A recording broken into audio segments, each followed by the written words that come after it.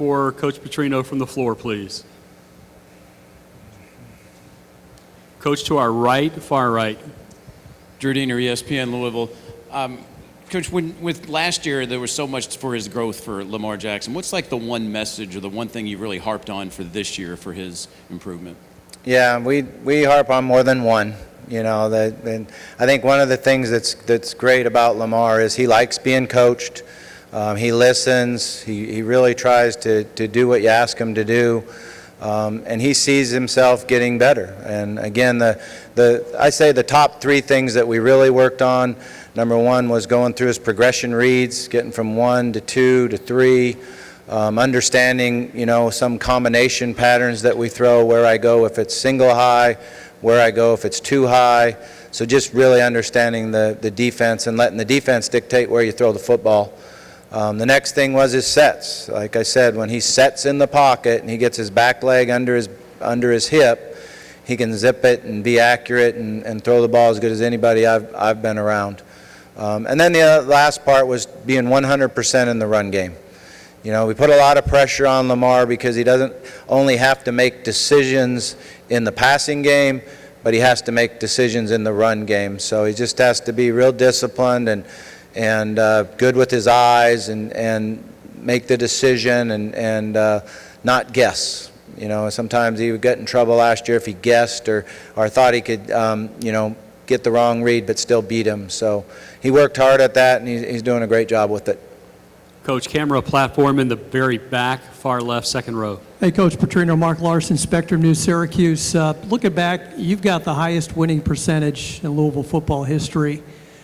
Your team plays in a tough conference, though, as you said, with Florida State and Clemson. I was wondering if you felt you were appreciated and the program's appreciated around the country. That's not for me to say. I feel like I'm one of the luckiest guys in the world. You know, I grew up a coach's son. I went right into coaching. That's all I've done. That's all I know.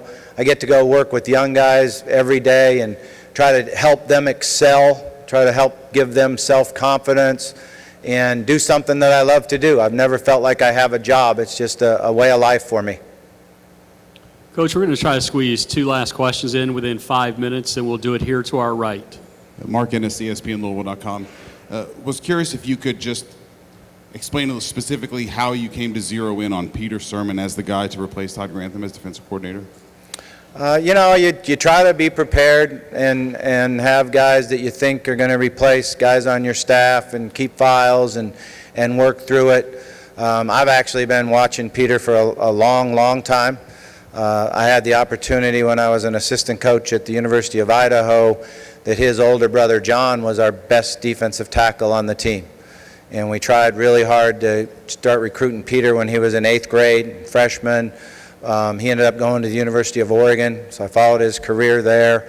And then I ended up coaching against him when I was with the Jaguars and he was with the Titans. Now, I don't like the Titans much. You know, we were 15-3 one year, and all 3 losses were to the Titans. So when he first sat down in the interview, the first thing I said to him was, I said, you know, Peter, I hate the Titans. But he's just done a great job wherever he's been. I also coached against him when he was at Tennessee. And he's just a great teacher, a great motivator. He's been in the players' shoes. You know, he's went through what they have to do in recruiting.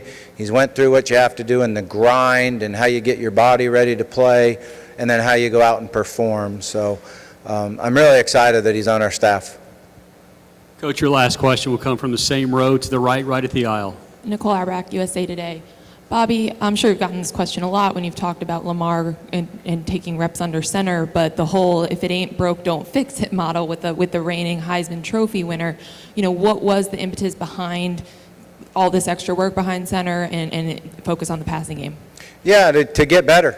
You know, to be able to, we felt like there are some things in our offense that we weren't able to execute at times last year or the year before that. So we wanted to get better in our overall scheme of offense. I also feel like that we need to take some pressure off of him where he doesn't need to make a decision every single play out there. whether it's throwing the ball and making the right decision, or handing it off, or keeping it, or pitching it, making the right decision. So there's some really good run schemes that you can do, and some play action schemes you can do with the quarterback underneath the center. It's also to help them prepare for the next level. You know, there's no doubt about that. One of the things our coaching staff believes, and one of our missions, is to try to help kids get ready for the next level, and you know, get their degree, grow up, and help them be a young man, and also prepare them for, if they're lucky enough to get to go to the NFL, prepare